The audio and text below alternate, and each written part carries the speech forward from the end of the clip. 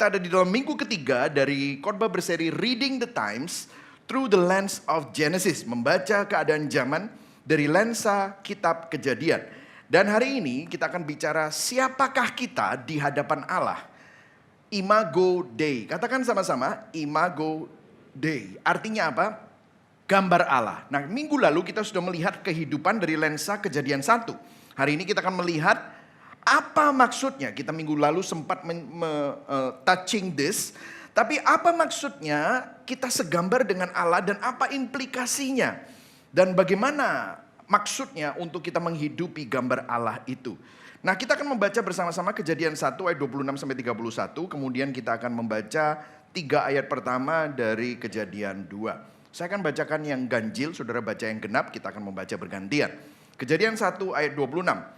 Berfirmanlah Allah, baiklah kita menjadikan manusia menurut gambar dan rupa kita, supaya mereka berkuasa atas ikan-ikan di laut dan burung-burung di udara, dan atas ternak dan di atas seluruh bumi, dan atas segala binatang melata yang merayap di bumi. Ayat 27, saudara. Allah diciptakannya dia, laki-laki dan perempuan diciptakannya mereka. Allah memberkati mereka, lalu Allah berfirman kepada mereka, beranak cuculah dan bertambah banyak. Penuhilah bumi dan taklukkanlah itu, berkuasalah atas ikan-ikan di laut dan burung-burung di udara, dan atas segala binatang yang merayap di bumi. Kemudian ayat 29, 1, 2, 3, berfirmanlah Allah, lihatlah, segala tumbuh-tumbuhan yang berbiji di seluruh bumi, dan segala pohon-pohonan yang buahnya berbiji, itulah akan menjadi makananmu. Tetapi kepada segala binatang di bumi dan segala burung di udara dan segala yang merayap di bumi yang bernyawa, aku berikan segala tumbuh-tumbuhan hijau menjadi makanannya, dan jadilah demikian. Ayat 31, maka Allah melihat segala sungguh amat baik, jadilah petang dan jadilah pagi, itulah hari ke-6. Kemudian kita masuk ke dalam Kejadian 2 ayat 1. Baca sama-sama, 1, 2, 3. Demikianlah dan segala isinya. Ketika Allah pada hari ke-7 telah menyelesaikan pekerjaan yang dibuatnya itu, berhentilah dia. Ini sabat, saudara ya. Dari ke-7 dari segala pekerjaan yang telah dibuatnya itu. Ayat 3 baca sama-sama. Lalu Allah dan menguduskannya, karena pada hari itulah ia berhenti dari segala pekerjaan penciptaan yang telah dibuatnya itu. Berbahagialah orang yang mendengar firman Tuhan, memelihara dalam hatinya, dan melakukan dalam hidupnya. Nah, saudara, saya mau memulai dengan sebuah pertanyaan yang kelihatannya sederhana, tetapi sebenarnya mengungkapkan agama zaman ini, saudara. Saudara, di kota metropolitan seperti Surabaya termasuk kota metropolitan yang cepat, yang kompetitif, yang penuh dengan standar sosial, yang halus tetapi sering menekan kita. Kita sering menilai diri dari angka performa, angka pencapaian, angka pemasukan, gaji, angka likes di dalam Instagram dan TikTok kita, angka dianggap, penampilan, brand diri, posisi, engagement. Dan tanpa sadar, kita mulai hidup dengan kalimat seperti ini, saudara. Kalau aku bernilai, itu artinya aku diterima, aku sukses, aku kaya, aku terlihat hebat.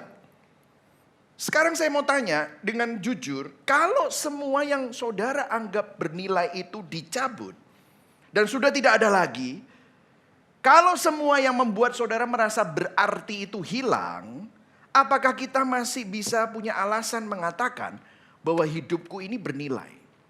Kalau semua itu hilang dan dicabut, siapakah saudara? Saudara, kita hidup bukan hanya di zaman kita mengalami banyak krisis ekonomi, krisis keluarga, krisis moral, tapi kita juga hidup di dalam era krisis identitas. Kenapa? Karena identitas manusia, terutama manusia modern, itu sangat rapuh, saudara. Makanya generasi muda sering gelisah. Bukan karena mereka kurang informasi, kurang apa. Di HP kita informasi selalu mengalir dan banjir. Karena seringkali mereka bingung akan identitas mereka. Orang dewasa pun sebenarnya sama, tapi kita paling pintar untuk menyembunyikan. Kita bersembunyi di balik produktivitas, kita sembunyi di balik karir, kita sembunyi di balik pencapaian-pencapaian kita. Tetapi kalau identitas itu dibangun dari pencapaian, maka biasanya ada 2 gejala zaman. Yang pertama, kita sering overthinking. Kenapa? Karena kita takut salah langkah. Kalau salah langkah terus ada kegagalan, kita akan kehilangan harga diri kita. Karena selama ini harga diri kita dibangun di atas hal-hal yang kita anggap penting itu tadi. Atau yang kedua, selain overthinking, kita bikin overthinking. Kenapa? Karena kita suka compare ourselves with other people. Karena kita butuh cermin sosial untuk memastikan, oh aku masih lebih hebat daripada dia. Aku masih lebih kaya daripada dia. Masih lebih cantik, masih lebih kurus, masih lebih banyak followernya dibanding dia. Gitu. Seringkali kita berpikir seperti itu. Nah, saya nggak sedang menghakimi, saudara. Tetapi saya sedang mendeskripsikan keadaan kita, saudara. Nah, dilema yang jarang disadari, banyak orang percaya bahwa kita adalah produk dari evolusi. Tetapi kalau manusia hanyalah produk alam, maka nilai manusia jadi negosiasi. Kalau kamu berhasil, kamu punya banyak kontribusi, kamu kaya, kamu hebat. Tapi kalau manusia adalah gambar Allah, maka nilai manusia jadi mutlak. Maksudnya begini, meskipun kamu gagal, meskipun kamu kadang-kadang bisa naik turun dalam kehidupan, nilaimu tidak berubah. Jadi kalau kita berkata, aku manusia yang berharga, aku manusia yang bernilai, dasarnya apa, saudara? Itulah sebabnya di zaman yang menolak Allah ini, nilai manusia perlahan-lahan berubah jadi kapasitas. Mampumu apa, kamu produktif atau tidak, kamu bisa memberi atau tidak, itu mengerikan. Karena artinya begini, yang lemah, yang rapuh, yang cacat, yang disabel, yang mungkin saudara sakit, saudara merepotkan. Mudah dianggap kurang bernilai. Tetapi kejadian 1 mematahkan dilema itu. Firman Allah berkata begini, manusia regardless kapasitasnya diciptakan menurut gambar dan rupa Allah. Artinya nilai manusia bukan hasil performanya, melainkan hasil keputusan Allah. Yang setuju katakan amin. Amin. Artinya saudara, nilaimu bukan berdasarkan kamu kaya atau tidak. Nilaimu bukan berdasarkan kamu orang sukses atau tidak, bukan. Tetapi dari kata Tuhan, hasil keputusan Allah. Imago Dei, karena saudara adalah gambar Allah. Katakan sama-sama Imago Dei, Imago Dei. Artinya begini, kita memiliki nilai yang tidak bisa dicabut oleh kegagalan. Saya yakin kita semua di sini pernah gagal. How do you feel when you fail? Terrible. Aduh. Tapi tahukah saudara, di dalam kegagalanmu, nilaimu tidak berubah. Yang setuju katakan amin. Amin. Orang lain juga punya nilai yang tidak boleh kita injak. Itu implikasinya. Dan gambar yang rusak itu bisa dipulihkan oleh Injil. Kalau saudara percaya pada gambar Allah itu, maka saudara tidak perlu hancur pada saat saudara gagal, karena nilaimu bukan dari suksesmu. Kamu tidak boleh merendahkan orang, karena mereka juga adalah gambar Allah. Dan kamu tidak perlu hidup di dalam cermin palsu yang dunia ini sampaikan. Tetapi saudara bisa hidup dalam cermin Allah. Nah, poin saya ada 3 hari ini. Yang pertama adalah pentingnya Imago Dei. Saya akan berikan 4 implikasi Imago Dei. Yang kedua, makna gambar Allah itu karena kita semua ini memantulkan gambar Allah, itu maknanya apa? Kemudian yang ketiga, pemulihan gambar Allah, yaitu pemulihan Imago Dei. Oke? Siap belajar katakan yes. Oke. Nah, kalau saudara perhatikan di Kejadian 1 ayat 26 sampai 27, ya baca sama-sama ayat 26-nya ya. 1 2 3, berfirmanlah Allah, baiklah apa? Kita menjadikan manusia menurut gambar dan rupa kita. Nah, perhatikan di sini kata-kata kita, ya. Nah, menarik saudara, karena katekismus hari ini bicara tentang Allah Tritunggal. Kita di sini bicara tentang Bapa, Putra, dan Roh Kudus. Nah, ada yang menarik di sini. Kenapa? Ini perlu diperhatikan. Waktu Allah menciptakan alam semesta, Allah cuma berfirman begini, jadilah terang, dan kemudian terang itu jadi. Waktu Allah menciptakan ikan di laut, Allah berfirman kepada air, biarlah air mengeluarkan makhluk hidup. Maka air mengeluarkan ikan-ikan. Waktu Allah menciptakan binatang darat, Allah berfirman kepada bumi, biarlah bumi mengeluarkan makhluk hidup. Kemudian muncullah binatang darat yang melata, yang kaki 4, apapun itu. Tetapi waktu Allah menciptakan manusia, Allah tidak berbicara kepada ciptaan, tetapi dia berbicara kepada dirinya sendiri. Baiklah kita menjadikan manusia menurut gambar dan rupa kita. Artinya apa? Ini sesuatu yang luar biasa. Artinya saudara dan saya diciptakan pada waktu Allah bicara sama dirinya sendiri. Ini merupakan suatu pernyataan yang sangat powerful. Ada 4 implikasinya. Yang pertama, implikasi pertama, harga diri manusia. Katakan sama-sama harga diri manusia. Harga diri manusia.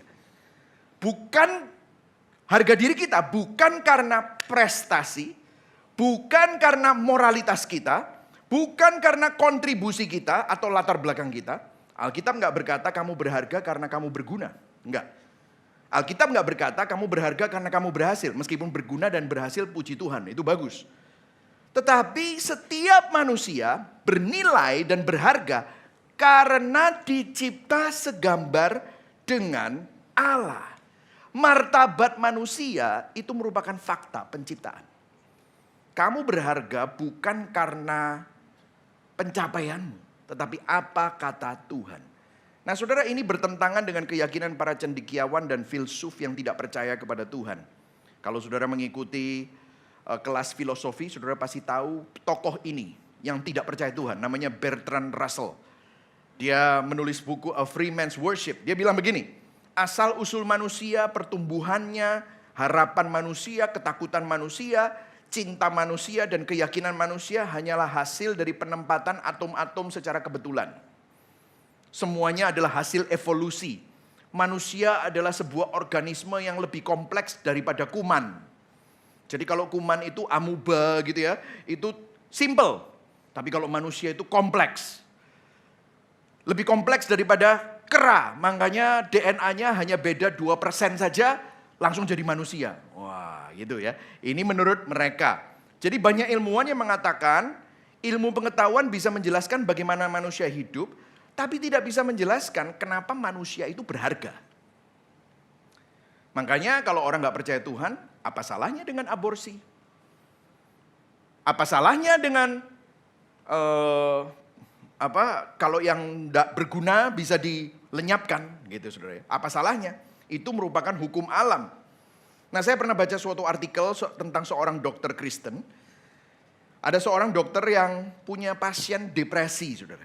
Kemudian dia diskusi dengan teman-teman dokter yang lain dan diawasi oleh seorang dosen, seorang dokter senior. Kemudian dokter yang muda ini dia cerita, saya ini punya pasien yang depresi. Gimana ya caranya menolong dia? Salah satu dokter muda yang Kristen, dia bilang begini, mungkin yang dia butuhkan bukan obat, tetapi yang dibutuhkan sebelum of course dikasih obat, tetapi yang dia butuhkan adalah si pasien yang depresi itu perlu sadar dia berharga dan bernilai sebagai manusia. Si dokter senior yang merupakan dosennya, oh nggak bisa. Karena kamu kalau seperti itu, kamu masuk ke ranah agama. Wah, dia bilang gitu. Karena begini, secara ilmiah itu nggak ada dasar bahwa manusia itu punya martabat dan bernilai. Karena manusia hanyalah organisme yang kompleks. Jadi jangan masuk ke situ. Ya sudah dikasih obat saja, itu hanyalah imbalan secara chemical di dalam otaknya dia. Dan itu tidak mengejutkan saudara. Kenapa? Karena secara sains murni, dokter itu benar. Kalau Allah ditolak, kalau Tuhan itu ditolak, maka dasar martabat manusia hilang.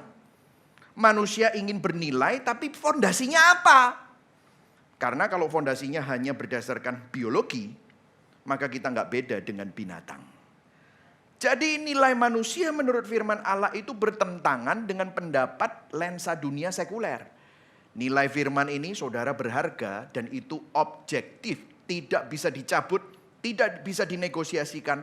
Karena saudara dicipta menurut gambar dan rupa Allah. Yang setuju katakan amin. Katakan sama-sama saya berharga. Karena saya segambar dengan Allah. Amin. Katakan pada kanan kirimu, kamu juga. Amin saudara. Jadi dasar manusia punya martabat itu bukan berdasarkan sains.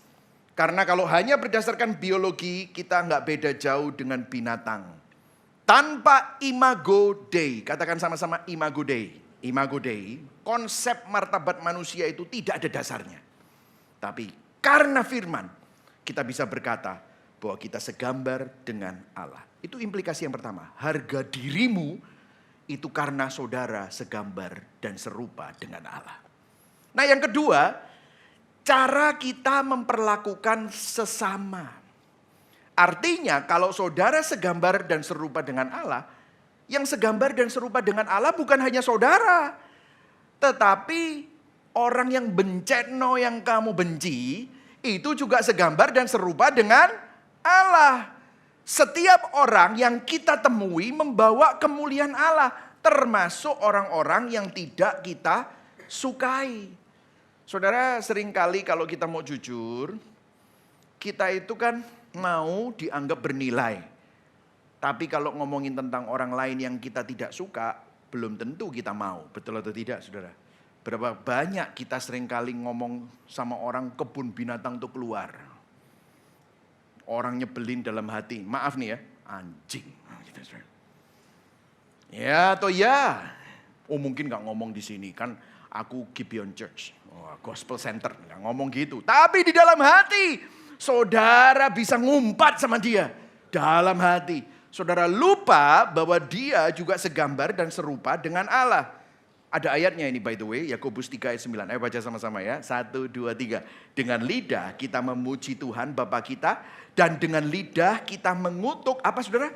Manusia yang diciptakan menurut rupa Allah. Wih, di perjanjian baru saudara. Ternyata lidah kita berkontradiksi dengan apa yang kita percayai.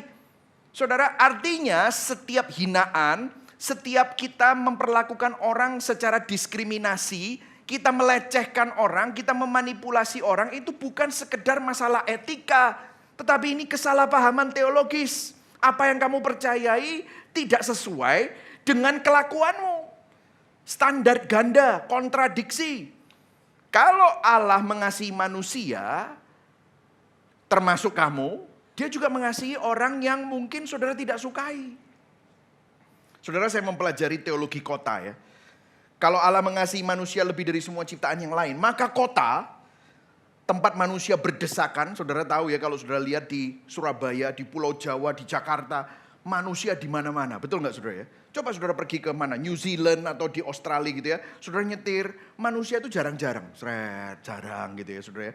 Tapi kalau di sini, wah di mana-mana, di warung, di pojokan jalan, semprit-semprit, prit gitu ya kan. Selalu ada banyak manusia di mana-mana, di angkot, wah manusia di mana-mana. Saudara pergi ke Shanghai, manusianya lebih banyak. Di Tokyo, lebih banyak lagi. Di New York City, lebih banyak lagi. Makanya kalau saudara notice kenapa kok Rasul Paulus itu kemana-mana melakukan perintisan gereja di kota. Karena gini, tempat manusia berdesakan, di situ adalah pusat perhatian kasih Allah. Karena manusia-manusia itu butuh Injil. Butuh diselamatkan. Karena itu merupakan jiwa-jiwa. Jiwa-jiwa yang segambar dan serupa dengan Allah. Nah ini mengubah cara kita melihat orang asing. Ini mengubah cara kita melihat orang yang beda ras. Beda latar belakang. Bahkan orang yang menyebalkan sekalipun, kita tidak boleh merendahkan. Orang yang berbeda dengan kita.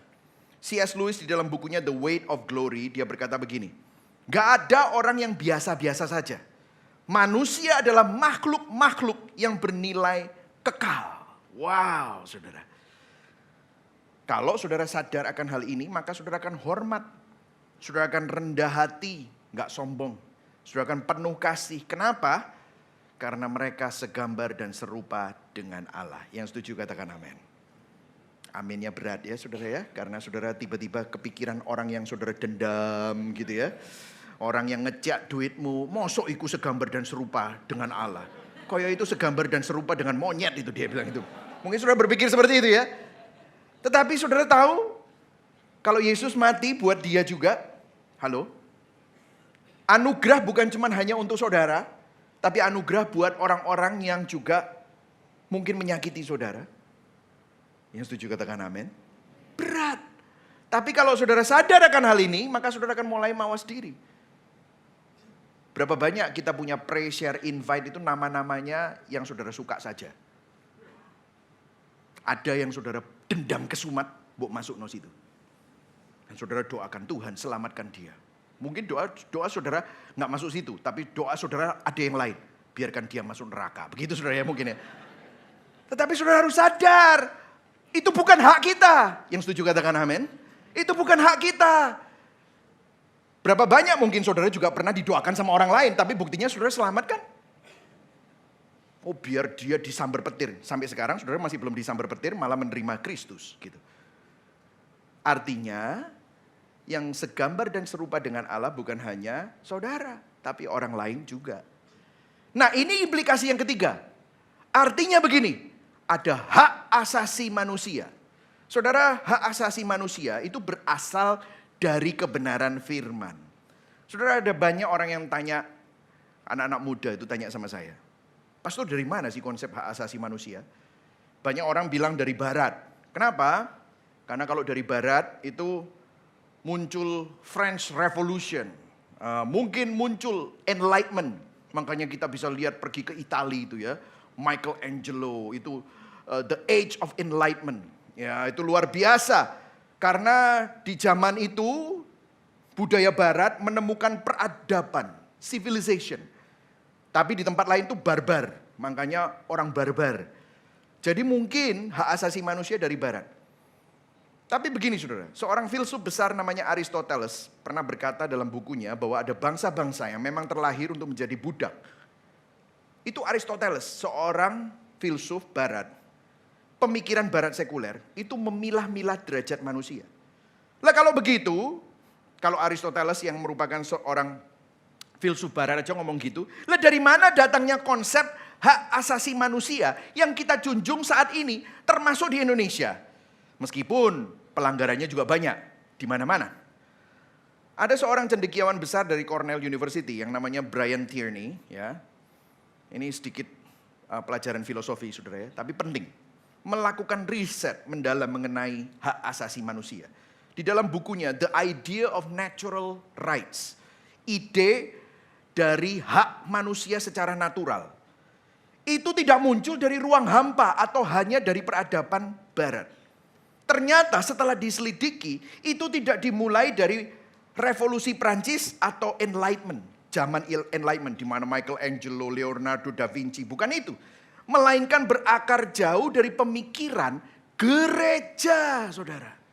Setelah ditelusuri, ternyata para lawyer, ahli hukum gereja bekerja sama dengan pemerintahan di barat pada saat itu.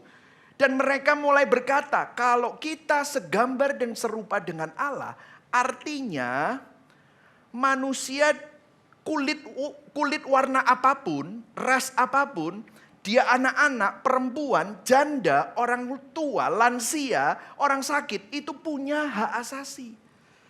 Jadi ternyata prinsip-prinsip Alkitab yang dipakai oleh budaya barat untuk menerjemahkannya dan dibuat menjadi hukum dari negara tersebut, saudara.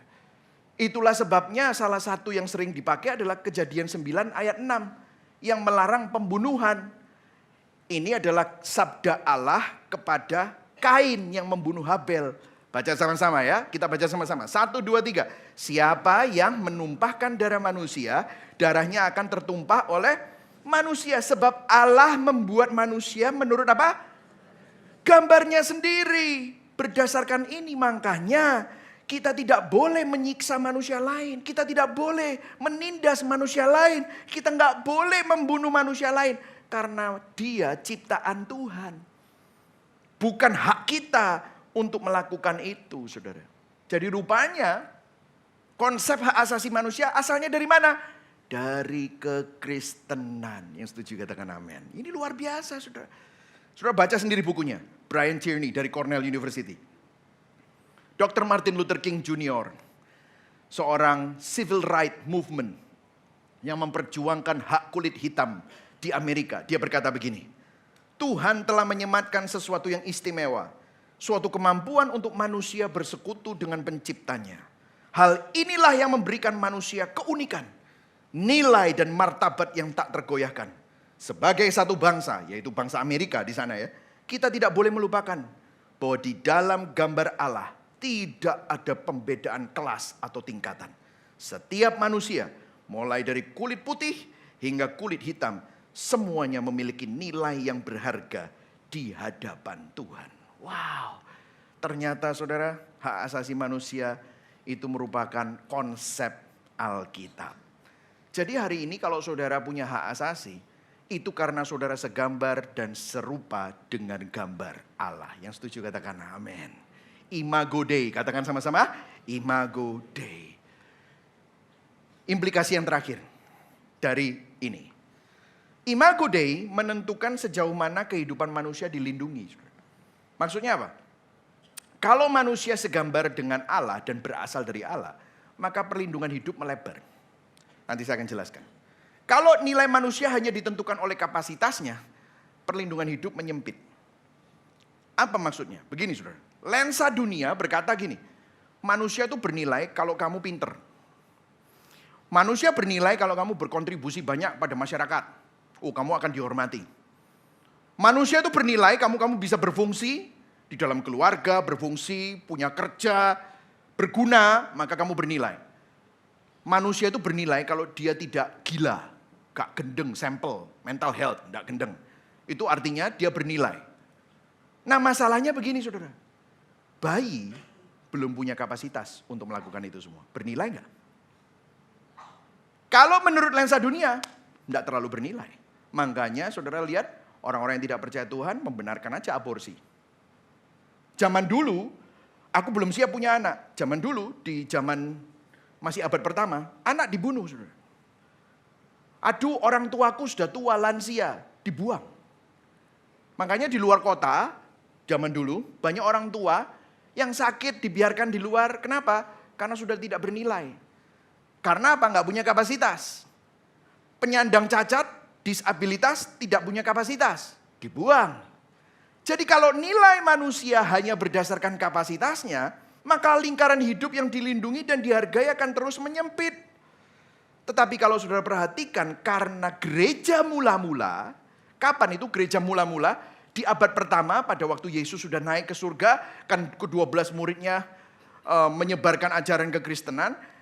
Gereja mula-mula memegang teguh Imago Dei. Makanya mereka melawan kebudayaan yang membuang manusia. Melawan kebudayaan yang mengeksploitasi perempuan. Melawan kebudayaan yang membunuh anak-anak. Makanya gereja mula-mula menolak aborsi. Gereja mula-mula membela perempuan. Gereja mula-mula membela janda dan yatim piatu. Melindungi bayi dan anak-anak. Merawat orang miskin, orang cacat, orang sakit dirawat. Kenapa? Karena mereka segambar dan serupa dengan Allah. Yang setuju katakan amin. Imago Dei memperluas kasih, bukan mempersempitnya. Ini implikasinya. Jadi hari ini kenapa kok Gibeon Church peduli sama orang-orang marginal? Kenapa kok kita melayani orang-orang miskin?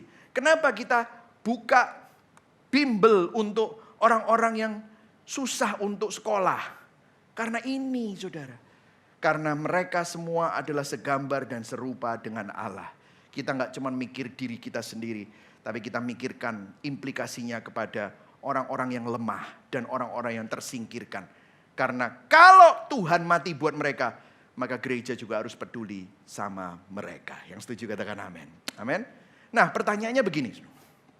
Setelah kita bicara betapa berharganya manusia, betapa seriusnya martabat manusia, betapa luasnya implikasi Imago Dei, muncul pertanyaan yang gak bisa dihindari. Kalau begitu, kenapa kok dunia ini penuh dengan kekerasan dan ketidakadilan? Kalau manusia segambar dan serupa dengan Allah, kenapa ada terorisme? Kenapa ada genocide?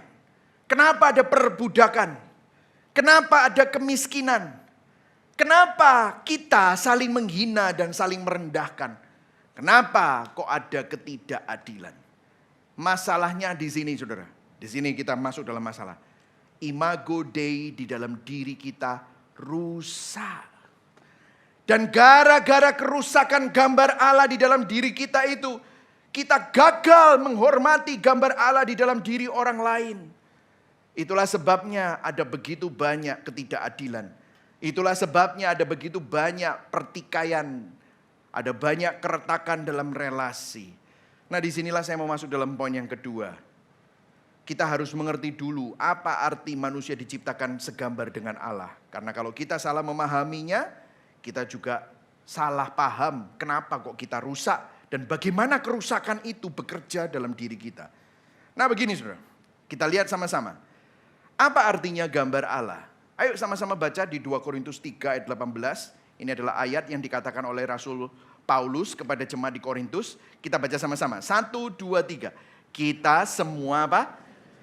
Mencerminkan kemuliaan Allah. Mencerminkan di sini dalam bahasa aslinya adalah memantulkan. Jadi mencerminkan, sudah pernah lihat cermin? Cermin itu punya dua hal. Yang pertama, gambar Allah, kita mencerminkan gambar Allah, memantulkan gambar Allah. Yang pertama adalah refleksi. Kita mencerminkan yang asli, menyatakan karakter Allah. Ada karakter Allah dalam hidup kita. Saya kasih contoh. Kok bisa manusia bermoral? Maksudnya apa? Kenapa kok manusia bisa merasa bersalah kalau dia berbohong? Kenapa kok manusia merasa bersalah kalau dia membunuh? Pernah enggak? Kucing. Aku tak bunuh tikus atau enggak ya? Kok rasanya salah itu? Itu rasanya mengeksploitasi makhluk yang lebih lemah. Enggak ada gitu-gitu. Dia lihat tikus langsung disikat. Itu adalah kodrat alam. Itu instingnya dia. Enggak punya moral. Dan tikus begitu lihat kucing, dia enggak langsung, ayo demo, ayo lawan. Kita tidak boleh dimakan. Kita nggak ada tikus-tikus itu demo lawan kucing, nggak ada. Itu manusia. Dari mana kita mengalami, ini ketidakadilan, kita harus protes. Meskipun demo-demo sekarang banyak dibayar ya saudara ya. Tetapi aslinya demonstrasi protes itu karena ada sesuatu yang tidak benar. Lah dari mana standar kebenaran itu? Yang tidak benar itu kok bisa dibilang tidak adil? Dari mana munculnya? Dari moral. Itu adalah karakter Allah yang ada di dalam diri kita. Kalau dalam bahasa apologetika itu moral argument. Bahwa manusia bukan seperti gorila. Manusia tidak seperti monyet. Kenapa? Karena manusia punya moral. Mencerminkan gambar Allah. Menyatakan karakter Allah. Dan juga bukan hanya refleksi, tetapi juga representasi, mewakili yang asli, menghadirkan Allah ke dalam dunia. Makanya kalau sebuah peradaban itu kacau, kita bilang gini, orang hidup kok kayak binatang. Betul? Kenapa? Karena binatang nggak teratur hidupnya. Dia hanya semuanya berdasarkan insting. Tapi kalau punya keteraturan, bukankah itu menghadirkan Allah di dunia? Jadi kalau saudara bisa pingin tahu ya, ini gambaran, ilustrasi. Itu cermin dan matahari. Saya mau tanya sama saudara, apakah cermin menciptakan cahaya? Boleh dijawab? Apakah cermin menciptakan cahaya? Tidak. Tetapi cermin memantulkan refleksi matahari yang bercahaya. Dan kalau matahari itu dipusatkan cahayanya akan menyalakan api. Begitu pula manusia. Karena kita segambar dan serupa dengan Allah, kita itu seperti cermin. Pada saat kita menghadap kepada Allah, keserupaan kita dengan Allah itu membawa kehidupan. Tapi begitu kita tidak menghadap kepada Allah, apa yang terjadi? Kita akan seperti binatang, saudara. Manusia tidak diciptakan untuk menciptakan maknanya sendiri. Manusia diciptakan untuk menerima makna itu dari Tuhan. Memantulkan. Kita menghadap kepada Tuhan sehingga kita memantulkan gambar Allah itu kepada dunia. Seharusnya seperti itu. Nah kalau kita melihat gambar Allah itu seperti apa. Saya masih ingat dulu pelajaran PMP. Ya, pendidikan moral Pancasila. Sekarang kan sudah tidak ada ya saudara ya. Tapi saya masih ingat sekali itu diajarin bahwa orang atau manusia Indonesia, bukan hanya manusia Indonesia, manusia pada umumnya adalah makhluk sosial. Tahukah saudara, itu merupakan gambar Allah. Kita adalah makhluk relasional. Masih ingat tadi katekismusnya? Allah Tritunggal, Bapa, Putra, dan Roh Kudus saling mengasihi dari awal. Bapa, Putra, dan Roh Kudus memiliki relasi, adalah sebuah komunitas. Jadi kalau kita segambar dengan Allah Tritunggal, artinya kita adalah makhluk relasional. Kita nggak bisa otonom. Relasi membentuk kita. Makanya kita butuh komunitas. Se-introvert saudara, pasti saudara masih butuh teman. Betul saudara? Kalau orang ekstrovert temannya banyak. Tapi kalau orang introvert, meskipun 1 atau 2 atau 3, tetap aja butuh teman. Tahu dari mana kalau saudara adalah makhluk relasional? Pujian membuat engkau feel good. Hinaan membuat hatimu sakit. Papamu ngomong apa tentang kamu, kamu bisa ingat sampai umur 50. Betul atau enggak? Temenmu menghina kamu, aku masih ingat, ngajar iku wong iku. Wah, dendam kesumat. Kenapa? Karena kita makhluk relasional. Penolakan menghancurkan kita, pujian dan kasih membangun kita. Relasi membentuk kita. Makanya saudara bisa merasa dikasihi dan juga saudara bisa terlukai. Dan ini bukan kelemahan, ini adalah desain Allah. Karena saudara serupa dan segambar dengan Tuhan. Makanya saudara butuh komunitas. Makanya kalau saudara menjadi bagian dari gereja, jangan cuman hanya datang kebaktian pulang. Saudara nggak punya komunitas, makanya saudara perlu komunitas. Kenapa? Karena kita adalah makhluk relasional. Yang kedua, kita adalah makhluk rohani yang tergantung sama Sang Pencipta. Karena tadi dibilang seperti cermin, cermin itu menghadap kepada siapa? Karena kita seperti cermin, kita seharusnya menghadap kepada Tuhan. Karena kita diciptakan segambar dan serupa dengan Tuhan.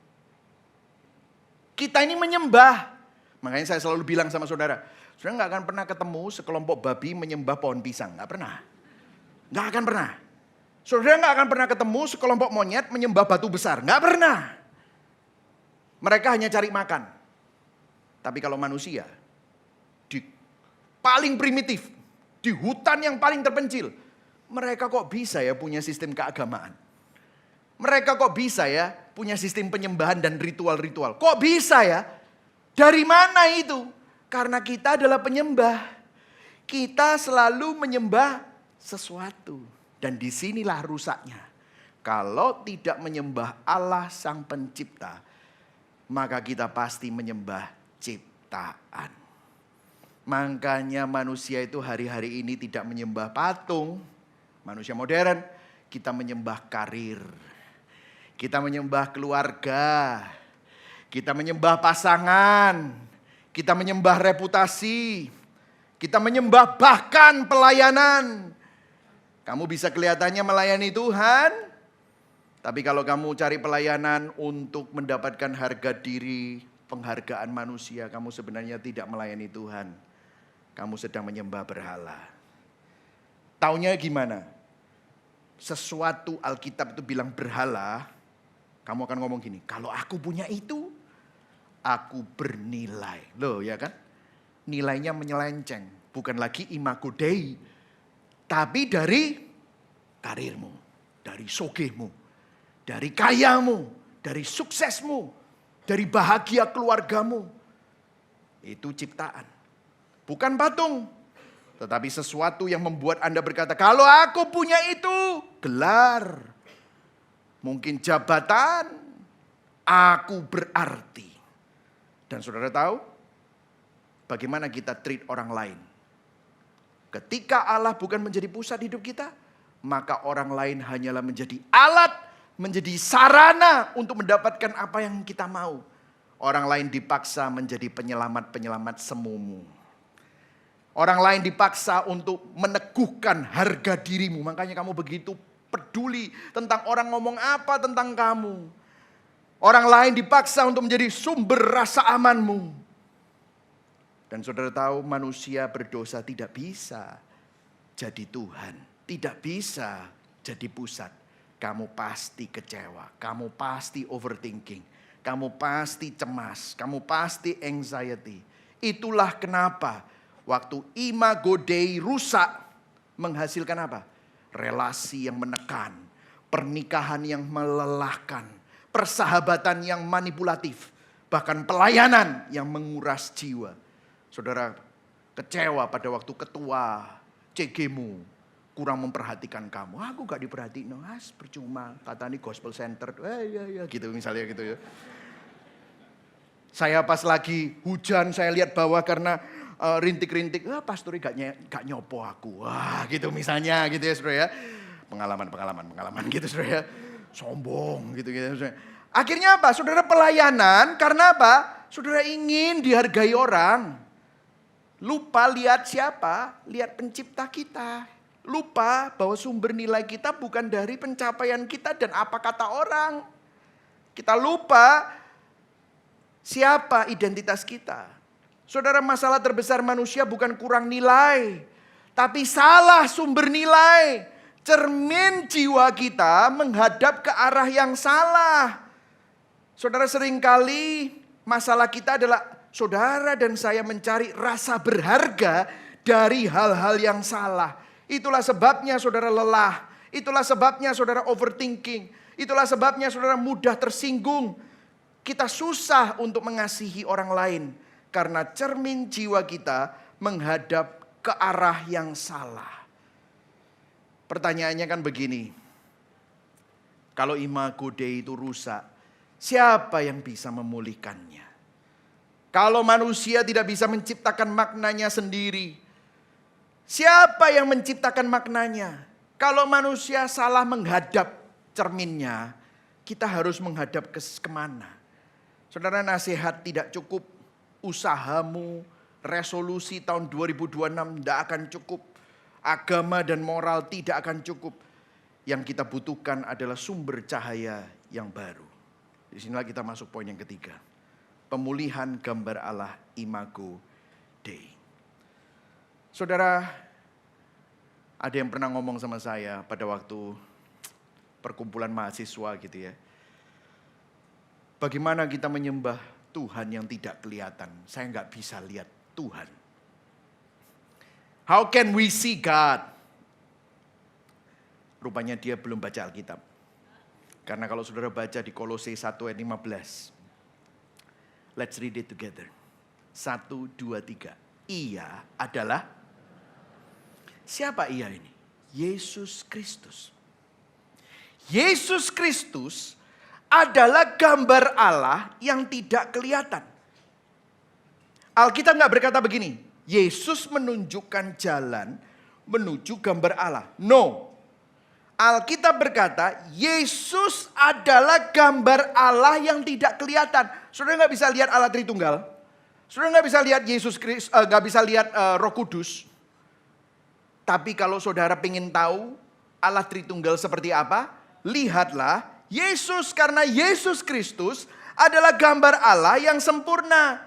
Kalau Anda ingin tahu seperti apa Tuhan itu, bagaimana kemuliaan Allah itu, bagaimana karakter Allah itu, Yesus pernah ngomong gini, barang siapa yang melihat aku, ia telah melihat Bapa. Imago Dei yang telah dirusak oleh Adam di Taman Eden, saat ini digenapi sempurna oleh Adam yang kedua, yaitu namanya Yesus Kristus. Saudara, kenapa banyak orang membaca Alkitab tetapi tidak berubah? Kenapa? Saya pernah mendengarkan beberapa orang yang cerita sama saya ini baca firman terus, tapi hidupku gak berubah. Dan saudara tahu ada rahasia yang Rasul Paulus sampaikan, yang menurut saya ini bisa menjadi rahasia buat kita, supaya imago Dei di dalam diri kita terus menerus diubahkan dan dipulihkan. Di 2 Korintus 3 ayat 14-16, Rasul Paulus bicara tentang orang Israel yang meskipun ngerti firman, tapi hidup mereka gak berubah. Dikatakan begini ayat 14, tetapi pikiran mereka telah menjadi tumpul. Sebab sampai pada hari ini selubung itu, masih ada selubung, tetap menyelubungi mereka. Jika mereka membaca perjanjian lama, firman, tanpa disingkapkan. Baca karena, oke? Yang saya highlight, 1, 2, 3. Karena hanya Kristus saja yang dapat menyingkapkannya. Makanya kalau saudara lihat kenapa di Gibeon, semua firman selalu kembali kepada Kristus.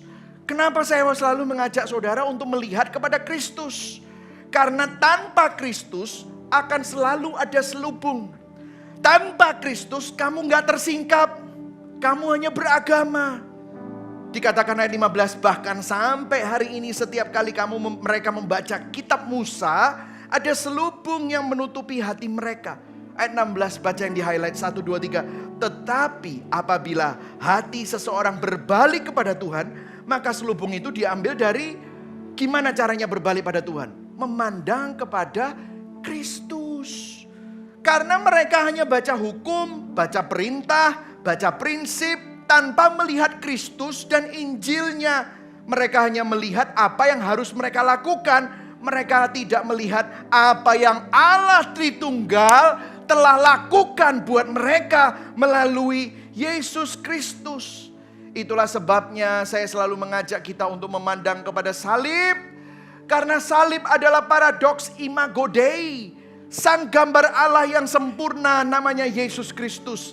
Sang manusia sejati yang sempurna namanya Yesus Kristus. Sang pribadi yang hidup tanpa dosa namanya Yesus Kristus. Tetapi apa yang terjadi di salib?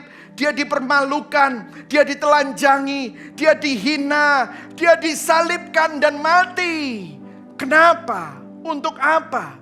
Supaya gambar Allah yang rusak di dalam kita tidak dihancurkan, tidak dibinasakan, tetapi diselamatkan, tetapi dipulihkan. Itulah sebabnya kalau saudara overthinking, saudara selalu merasa nilai dirimu kurang, pandang kepada salib. Karena di salib paradoks itu ketemu. Kekudusan Allah dan kasih Allah bertemu. Di salib kita melihat dua hal sekaligus. Yang pertama, kekudusan Allah, karakter Allah tidak pernah dikompromikan. Saudara bisa melihat betapa seriusnya kerusakan kita, betapa bobroknya dosa kita, sampai Sang Anak Allah harus mati, menanggung semua yang seharusnya saudara dan saya tanggung. Tetapi pada saat yang sama kita bisa melihat betapa besarnya kasih Allah. Kasih Allah yang mengasihi orang-orang penindas seperti kita. Orang-orang yang suka ngomong binatang kepada gambar Allah yang lain. Yang suka merendahkan, yang suka mendiskriminasi. Yang pernah aborsi, yang pernah mengeksploitasi, yang pernah memanipulasi. Betapa besar kasih Allah untuk orang-orang seperti saudara dan saya. Sampai Sang Anak Allah rela mati di atas kayu salib untuk menebus saudara. Kalau saudara lihat ini, hatimu akan mulai berkata, kalau aku begitu dikasihi, maka aku gak perlu lagi cari nilai di tempat-tempat yang salah. Kalau aku begitu dikasihi, kenapa aku menghadapkan cerminku ke tempat yang salah? Seharusnya aku menghadapkan cerminku kepada Kristus. Saudara, kalau saudara ingin berubah, saudara kalau saudara ingin tahun ini lensamu diubah, gambar dirimu dipulihkan, logikanya begini. Ketika kita memandang kepada Kristus, cermin jiwa kita kembali menghadap ke sumber terang. Saudara tidak lagi menghadap ke arah yang salah. Injil tidak pernah berkata bersihkan cerminmu lebih rajin supaya cerminmu lebih bersih. Tidak. Injil berkata arahkan cerminmu kepada Kristus. Pandanglah Kristus. Dan ketika itu terjadi, cermin jiwa kita, imago Dei, pantulan kemuliaan Allah, perlahan semakin terang dan semakin terang. Saudara akan dipulihkan. Ada ayat yang mengatakan selanjutnya di 2 Korintus 4. Tadi kita baca 2 Korintus 3. Rasul Paulus meneruskan. Dia memberikan alasan kenapa dia tidak pernah khotbah tentang dirinya sendiri. Dia bilang begini, kami tidak memberitakan diri kami sendiri. Akan tetapi kami memberitakan bahwa Yesus Kristus adalah Tuhan. Dan kami hanyalah pelayan bagi Yesus.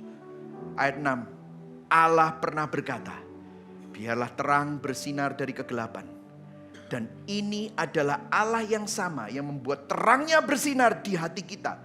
Untuk memberitahu kita bahwa kemuliaannya sendiri terlihat pada wajah Kristus.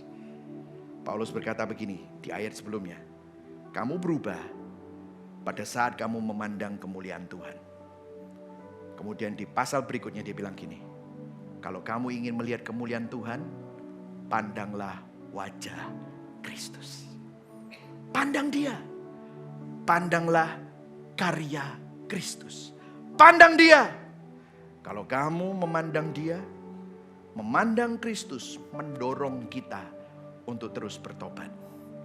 Memandang Kristus mendorong kita untuk berubah. Kagum sama Kristus mendorong kita untuk hidup taat.